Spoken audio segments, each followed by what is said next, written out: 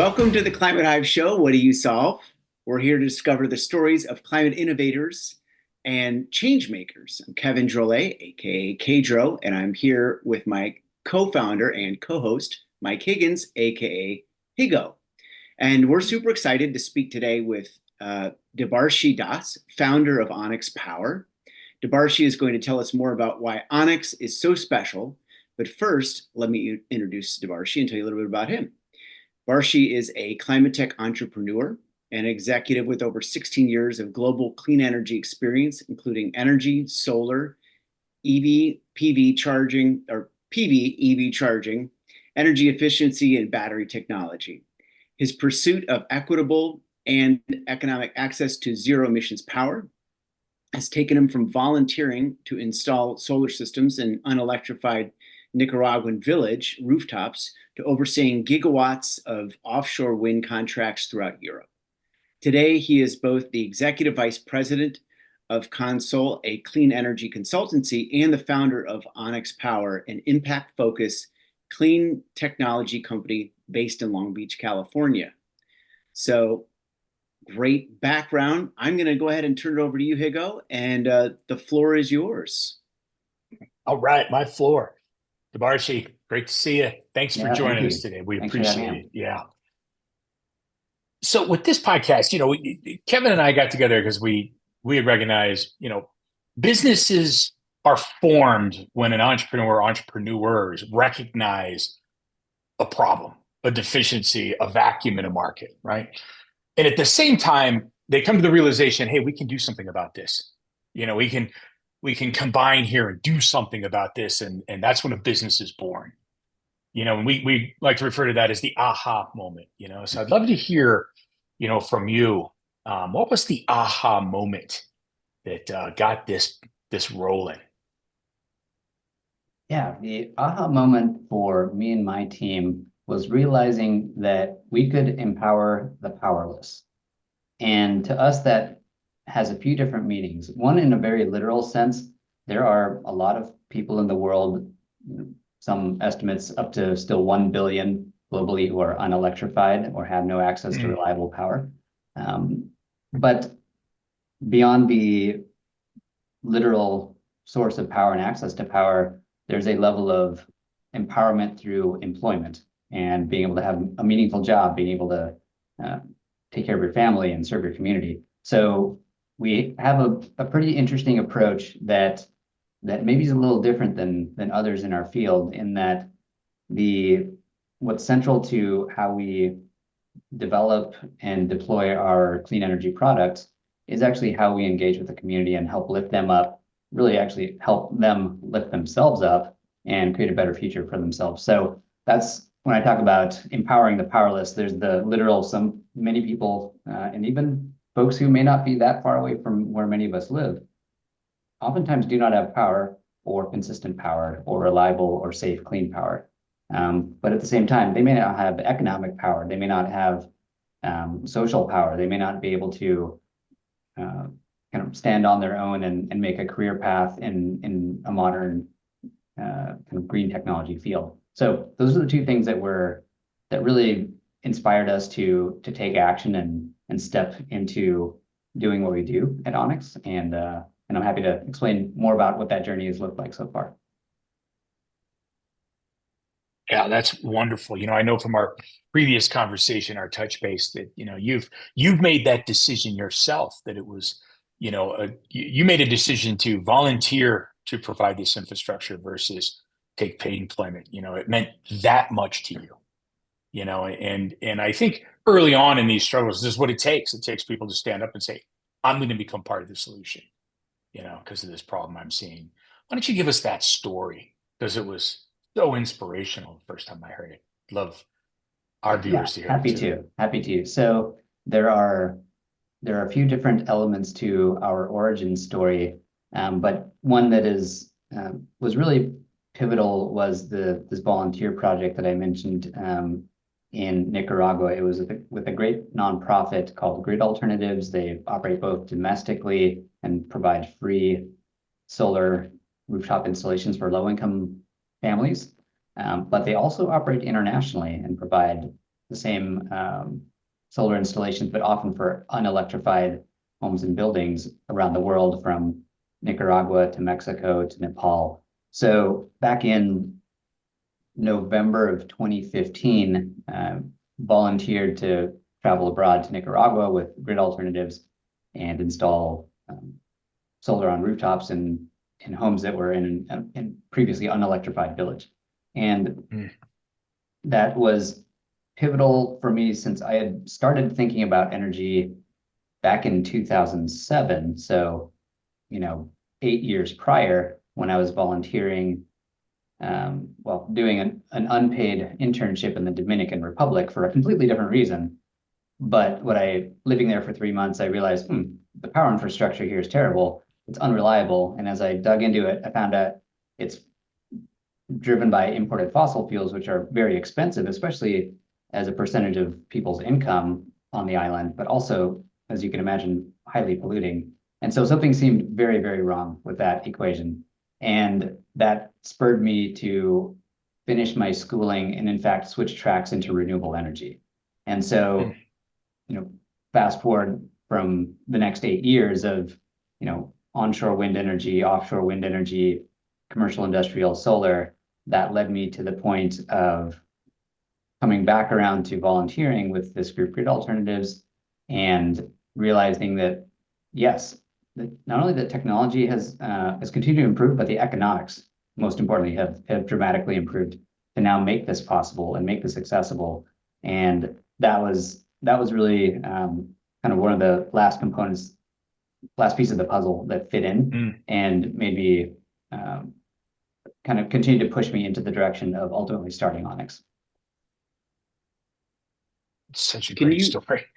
Can you talk a little bit about like the Onyx? Because there's certainly, there's a fair amount of battery companies out there. So for what you guys do, what do you feel like is special and sets you apart in terms of what you're solving? And maybe how did your background origin story, how did that mesh with starting Onyx and going in that direction? So our products are, I'd say what sets them apart is that they are ruggedized and meant for not only indoor use, but outdoor use. And they're meant to be abused and used heavily.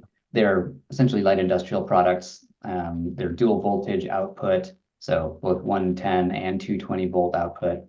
But I'd say what's really, really unique about our approach is we have designed the product to be manufacturable by folks who can get trained on basic electrical skills. And we've explicitly chosen to manufacture the products domestically and stay domestic because of what I mentioned at the very beginning about empowering the powerless.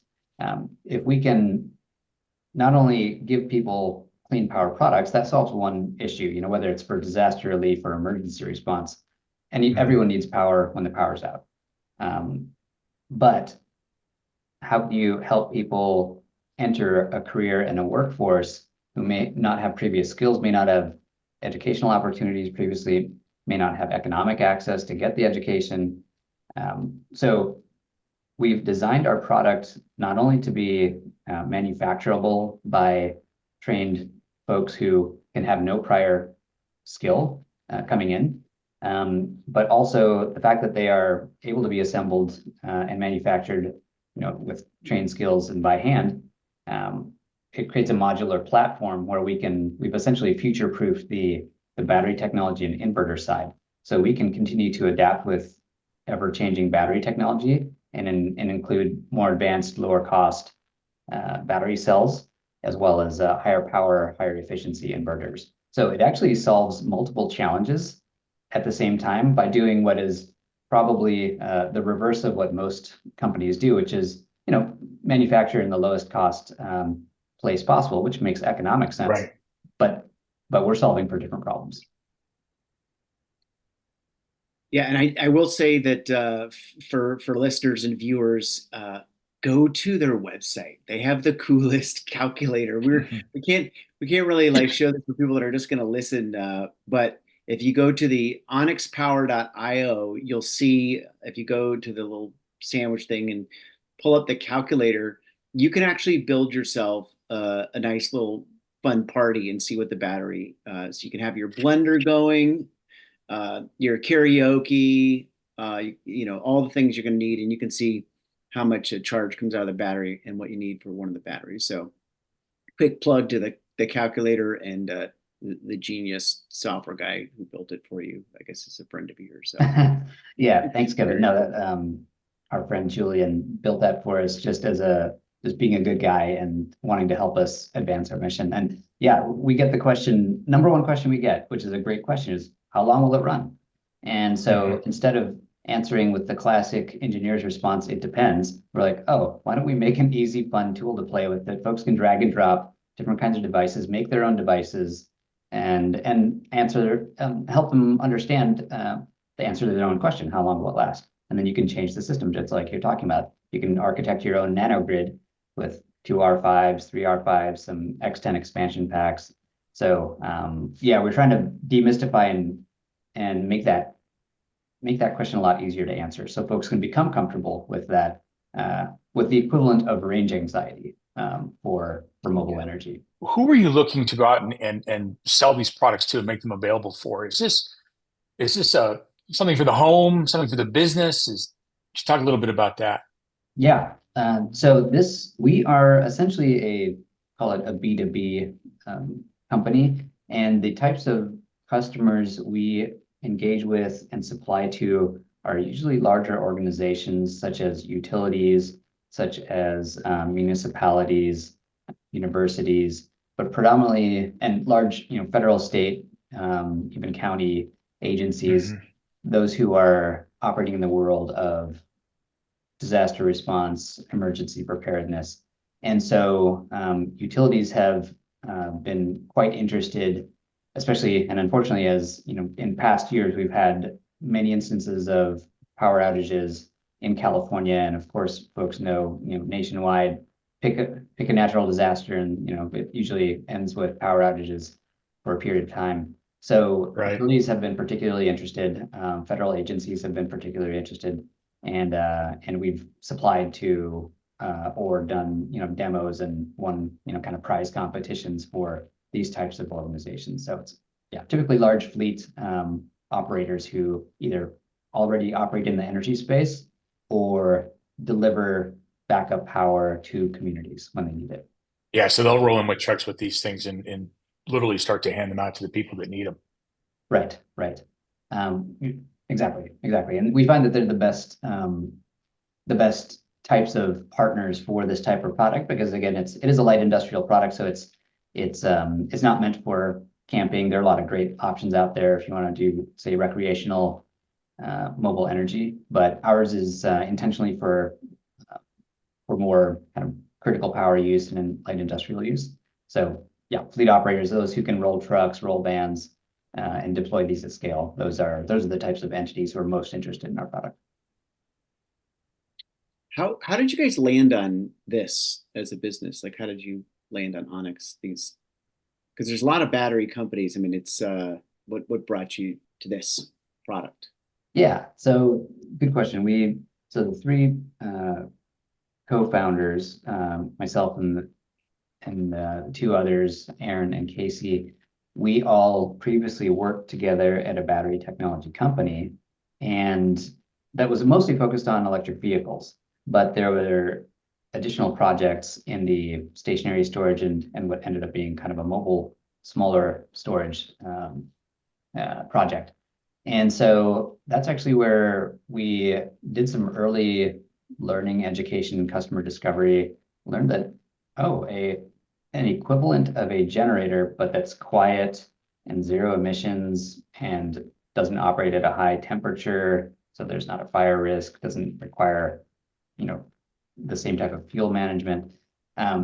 There seemed to be a lot of opportunity for a product that can replace a small generator or a small and mid-sized generator. So, we had the know-how and expertise.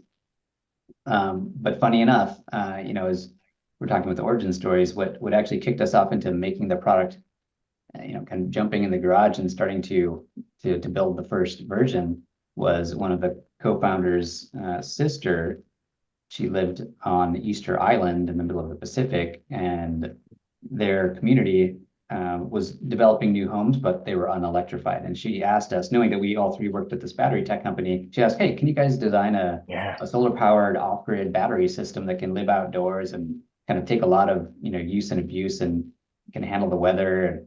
And we said, "Yeah, we can do that." So we did it as a passion project, and this was in 2019.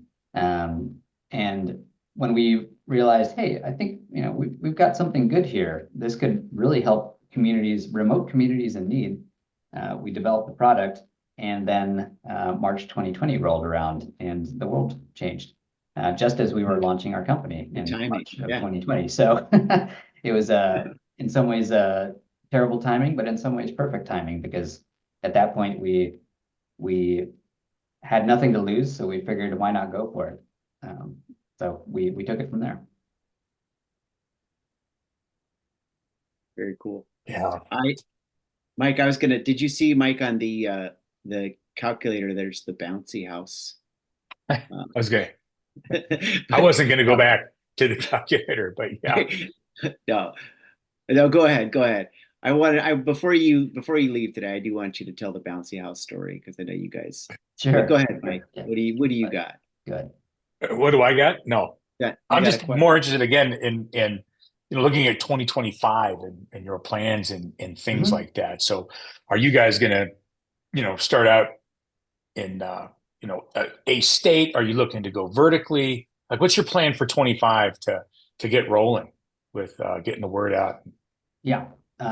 So for 25, there's a utility that I can't mention that is collaborating with us for a specific pairing of our product with one of their devices to deliver backup power to homes in a plug and play fashion. So versus a pre-installed permanent battery system that might be tied to solar, what this utility has seen in our product is a way to move much faster. Basically, there's no permitting required. There's no interconnection needed. There's no lead time on waiting for design and delivery and install. So they expressed to us several problems they have with an active program that they have delivering great battery systems that are permanently installed. But they saw our solution that they've tested successfully with their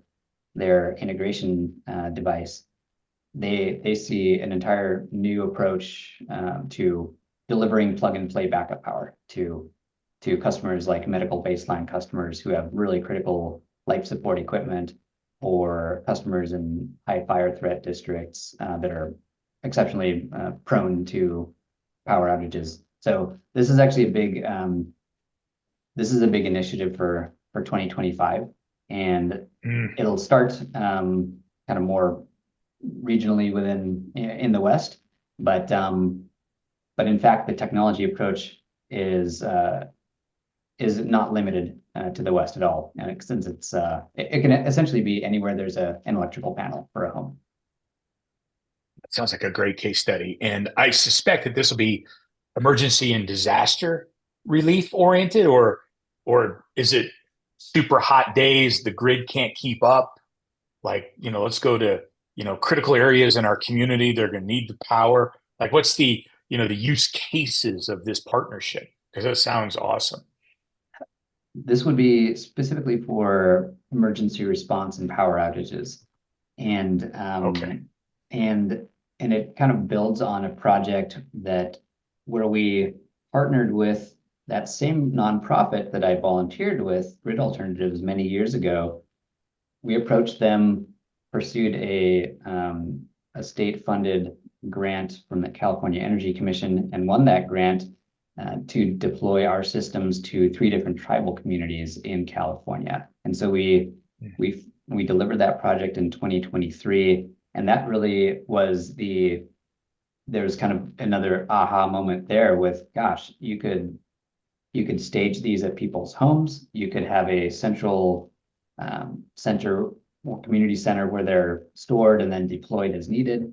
And it was actually there where we spoke with in that project, we started speaking with utilities and came to learn that one of them had a device that could be plug and play with our equipment and deliver backup power.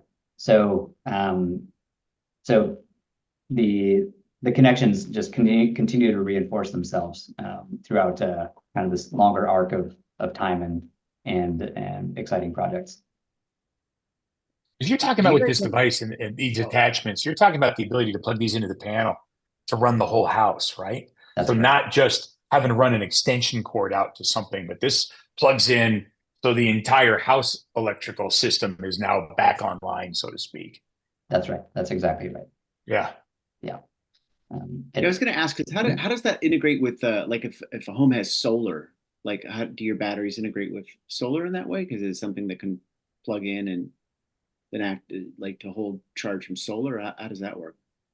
Not with the solar that's already installed in a home, unfortunately. And the reason is that's already essentially hardwired into the main panel and, well, through an inverter and into the panel and kind of doing grid tied net metering of power. But that's why we also developed a large mobile solar array. So you could say plug our system into a house and then use our mobile solar array or someone else's mobile solar array and be recharging our R5 unit that's powering the house and refill, kind of replenishing the energy to continue sustaining operation of the house. So for example, we did a demonstration for a federal competition where we were lucky enough to be among the top 5 nationally. The goal was to deliver backup power to a facility for 48 or 36 hours. And we did that. And in fact, we had plenty of energy. And so we just kept going. We ended up powering the facility for over a week. And we just decided to stop because actually I had to travel. And so I needed to disconnect the system and make sure that, it wasn't, it was monitored correctly. But so we've delivered backup power. And in this case, it was the demonstration was for a house. So we delivered backup power with our R5 unit and some of our M5 solar units for over a week.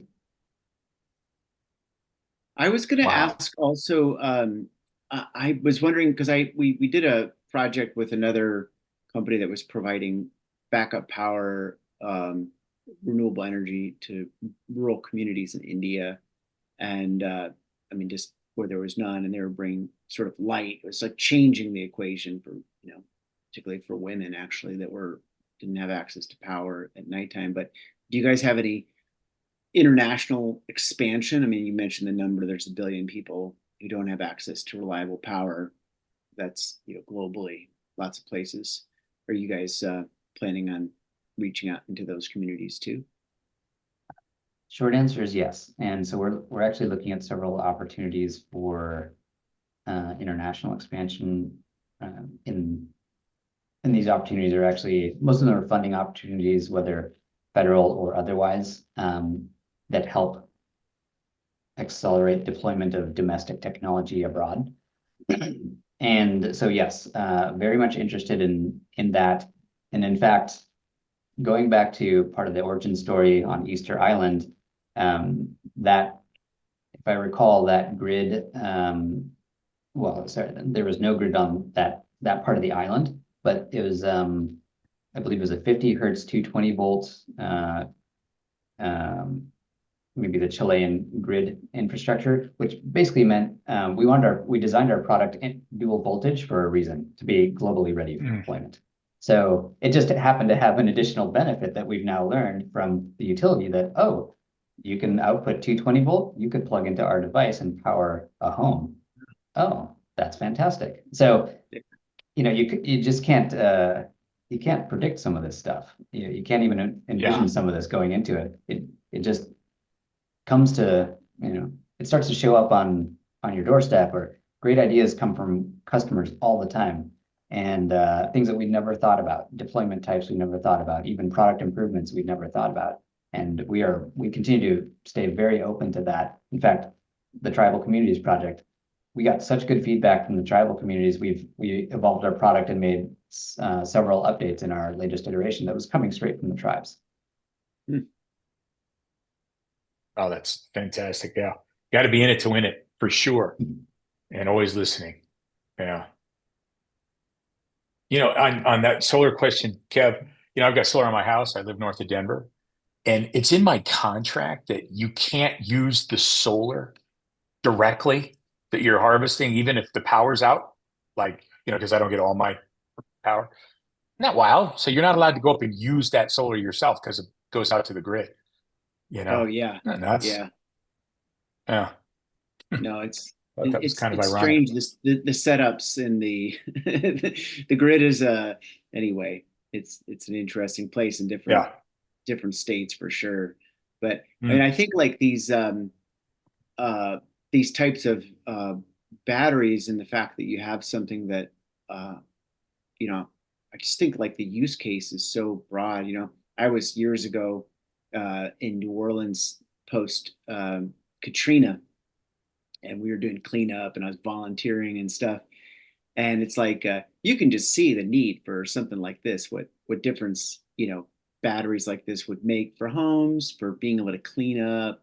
Just and I have a feeling we're going to have quite a bit more on the natural disaster side of things. So make your batteries, put a little floaty around them or whatever you need to do. But I actually wanted you to, I wanted you to tell us the Bouncy House story, because I know that you guys also used your batteries for Sure. for a company that had a kids party. I thought that was a cute story.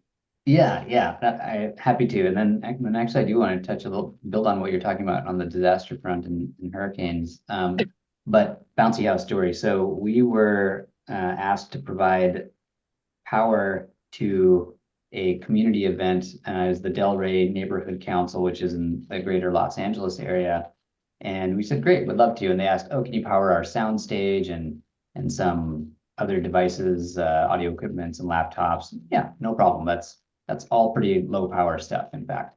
So we go to the event. We're powering the sound stage and some lights, computers, and we brought extra equipment because we wanted to make sure they had a great experience. We didn't want to leave anything to chance. So we brought too much equipment, really. And then we noticed, what's that noise back there? And we look, and some generators are running two large bounce houses where the kids were bouncing around having a good time. And that irked us. We're like, we have extra equipment. We know those blowers are high power, but I bet you our equipment is more than capable of running those too. So it wasn't in our scope to run the bounce houses, but we took it upon ourselves, i.e. we kind of took the ask for forgiveness approach. We basically rolled our equipment over, unplugged the generators, plugged in our equipment, turned the generators off, and then ran both of the large bounce houses as well with our equipment for the rest of the day. And we felt pretty good about that, because not only was it a lot quieter, now you could hear children giggling and laughing and having a good time instead of the thrum and a hum of a generator. You didn't have emissions going on. And then by doing that, we actually effectively electrified the entire event. So that was unexpected but fun. We knew we could do it, and fortunately there was no we didn't have to ask for much forgiveness. They were pretty happy that we did that. I bet. So good. Yeah. Just touching on the disaster side. So a sad stat is, I believe it was maybe back in Hurricane Laura, might have been, if I recall, maybe around 2020, there were 15 deaths from that hurricane. 8 of them, so more than half, were from carbon monoxide poisoning from generator use as a result of the power outage. So that's a stat that really hit hard for us and reinforced in many ways the silent and not so silent killer that is can be improper use of fossil fuel generators, and completely preventable. And like you said, Kevin, there are much better options today. Our products, other people's products that are zero emissions. We can do better, and we must do better. There's actually no reason not to do better than that. So that's something that drives us, especially when it comes to disaster relief and emergency response. Again, generators are useful, no doubt. They're ubiquitous, absolutely. But they have dangers. And it's just something we've all become accustomed to. But we need to wake up from that and shake ourselves out of that kind of that state of being okay with the kind of the risks, dangers, and pollution of generators. Yeah, for sure. Yeah, there's a regulatory reality with that too, right? In places like mining and different construction aspects where you can't drag gas-powered generators down into mine shafts and things where they're completely encased. It's so there's regulatory realities that might be another problem that you could add to your list of things that you solve. Could be interesting. That's absolutely right. Products like ours can be used indoors in confined spaces because there are no emissions and it's essentially silent. So there actually isn't even really a noise impact either. So yeah, it's really a big opportunity, just like with many other sectors that are shifting and technology is advancing and it becomes available, is education and awareness. Folks just don't know that better options exist and are available. They don't know that you don't have to have a noisy, emitting, possibly dangerous generator to actually use a battery system. But it's takes a lot of kind of culture shift, mindset shift, but really at the foundation, just awareness that these options are available, and then availability of these options in the places where people are, and maybe go shop or rent these equipment. Yeah. So going into 2025, sort of piggyback on and thinking about what's next for Onyx Power. What who are you looking to partner with? What are you excited about? What's on the agenda? Yeah, we are looking to partner with utilities, municipalities and municipal agencies, federal and state disaster and emergency response groups, first responder groups, groups that are providing the necessary and critical service of power to communities without power. And we are ready to supply, scale, and a fleet of product to these customers. And so we know there are a lot of communities in need. And as we talked about earlier in the call, there will be more and more need as we face more and more disasters nationwide and globally. And so we're ready. We're ready to partner to provide our domestically manufactured clean power equipment that replaces generators. And we're also ready to partner with groups who are looking to not only have clean power access for their communities, but are looking to create jobs within their communities to, in the future, build these products, not only in their communities, but also to serve their communities. So that's a bigger part of our vision is a distributed community-based manufacturing network, because we are here and ready to be able to not only build and supply product, but train your communities on how to build these products and serve your own community and adjacent communities.